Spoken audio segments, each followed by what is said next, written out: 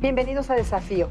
En septiembre pasado, The New York Times publicó un reportaje que involucró a un poderoso productor de Hollywood, Harvey Weinstein, en el acoso a famosas actrices, incluida Salma Hayek. Este movimiento se agrupó en torno a varias actrices famosas que además crearon una etiqueta en las redes sociales, Me Too, o Yo También. Este movimiento ha llegado a México y pocos sin duda han sido los hombres que han hablado de este asunto porque, por supuesto, en las semanas pasadas en México hemos tenido en los medios de comunicación y en las redes sociales mucho sobre el acoso y el hostigamiento sexual, así como la violación. Alejandro Ope, analista de seguridad, columnista del Universal, bienvenido a Desafío. Muchas gracias. ¿Por qué los hombres o por qué es necesario que los hombres hablen, discutan y analicen el tema? Mira, por varias razones. Uno, mientras más voces se sumen a la denuncia del acoso o el hostigamiento o la agresión sexual, va a ser más fácil visibilizar el tamaño del problema. Entonces es importante que se sumen no solo mujeres, no solo las víctimas directas, sino también aquellos o aquellas que deseen que estas prácticas vayan cediendo en el mundo. Es importante que los hombres se sumen porque vivimos en un mundo sumamente desigual, donde los hombres tenemos acceso a medios que no tienen a veces las mujeres. Tenemos acceso a tribunas que no tienen las mujeres. Entonces es importante que usemos esas tribunas, que usemos esos foros para denunciar este tipo de prácticas. Además estamos hablando de un tema de poder, donde un hombre ejerce poder contra una mujer en general subordinada. Así es. O sea, al final del día el asunto no es sexo.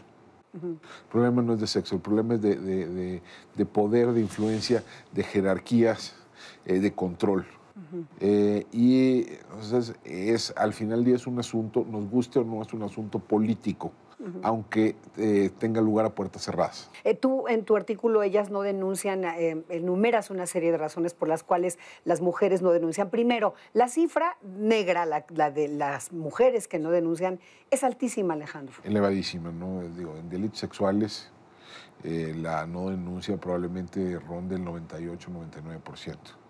Sí. Es casi universal la impunidad, es casi universal la no denuncia en esta materia, y hay buenas razones para no denunciar. En primer lugar, es un calvario, es tener que contar de nuevo detalle doloroso por detalle doloroso lo sucedido, ¿no? Una y otra vez, ¿verdad? Una y otra vez, ante una legión de extraños que están, cuya misión es disuadir la denuncia. ¿No? Tenemos muy pocas agencias del Ministerio Público especializadas en este tipo de delitos. Hay poco personal en las instituciones de seguridad y justicia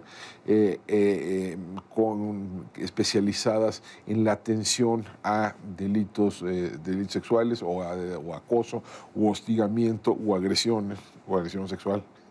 Añádese las restricciones, digamos, más culturales, ¿no? El hecho que una mujer, la primera reacción ante la denuncia de una mujer es no creerle. Sí, a los hombres les creen, a las mujeres no.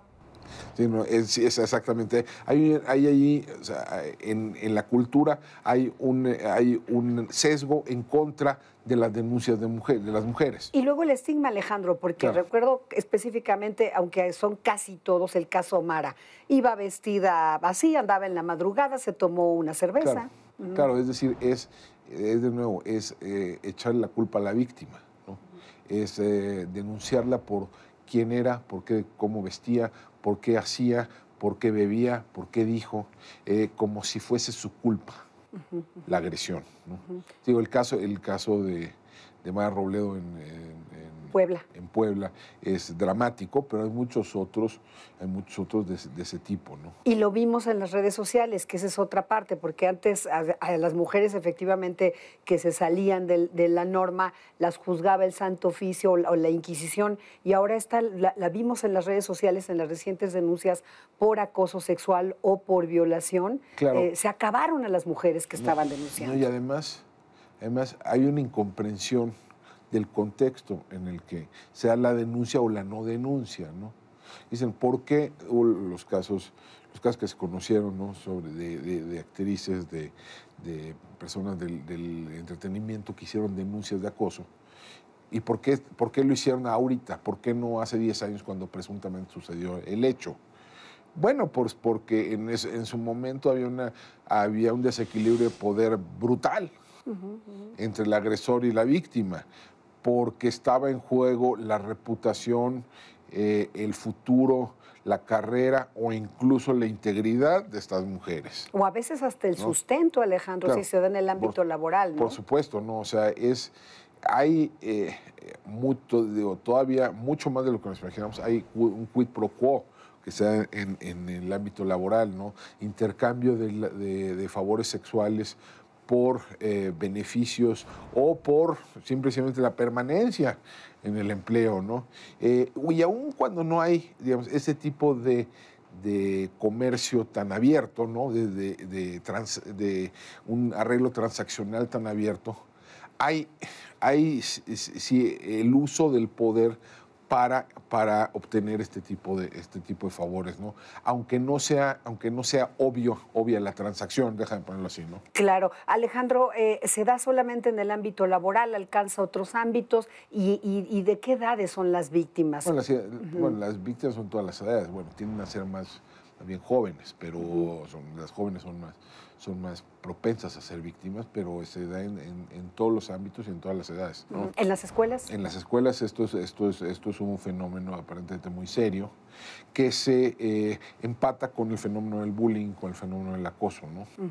En el caso, estás hablando, hace un rato decías que era un calvario judicial, es a nivel nacional y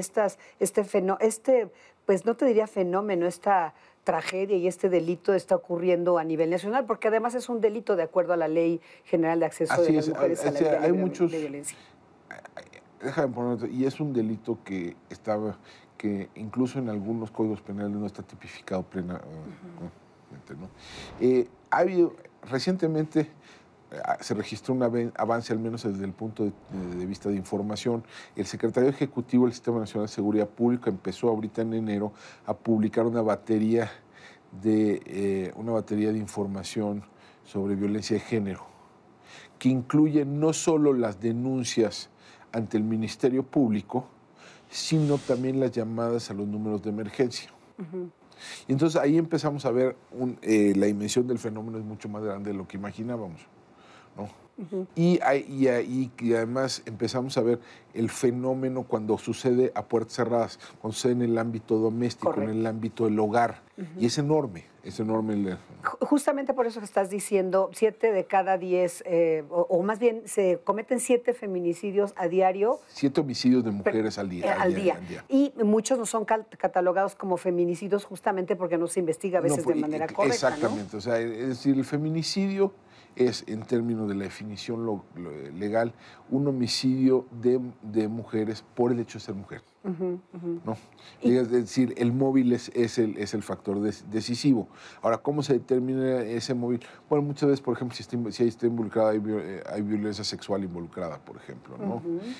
O si hay violencia de pareja, ¿no? Es decir, déjame ver, el 90% de los homicidios de este país son de hombres. Sí. Las víctimas son hombres.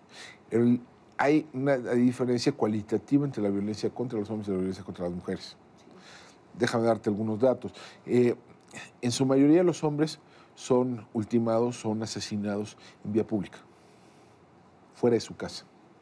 Entre las mujeres es muchísimo más elevado el porcentaje de víctimas de homicidio en el hogar. Sí, que estamos, por eso te decía, hablando ya de feminicidios que alcanzan penas mucho más altas, claro, justamente. Porque, por el móvil. Ahora, feminicidio tal como está en la definición actual, de los 7 homicidios de mujeres al día, ¿no? Sí. Que son como 200 al mes, 2 son catalogados como feminicidios. Es probable que eso subestime el fenómeno, correcto, como bien decías, ¿no? Porque muchas veces no hay una investigación adecuada de las causas y de los móviles y no se da muchas veces con el responsable, ¿no? Entonces, es muy posible que estemos ahí ante una subestimación del tamaño del fenómeno. Sí, y además te preguntaba esto del calvario judicial, porque muchos de estos feminicidios, de los pocos que se tipifican como tal, se hubiesen podido evitar si se les creyera a las mujeres cuando denuncian previamente algún tipo de agresión dentro de la casa. Incluso, ¿no? por ejemplo, en Ciudad Juárez, en el punto más alto de la crisis de seguridad, Ciudad Juárez, allá por 2010-2011, si tú ponías en un mapa los homicidios contra las denuncias de violencia en el hogar, de violencia doméstica, se te empataba el mapa.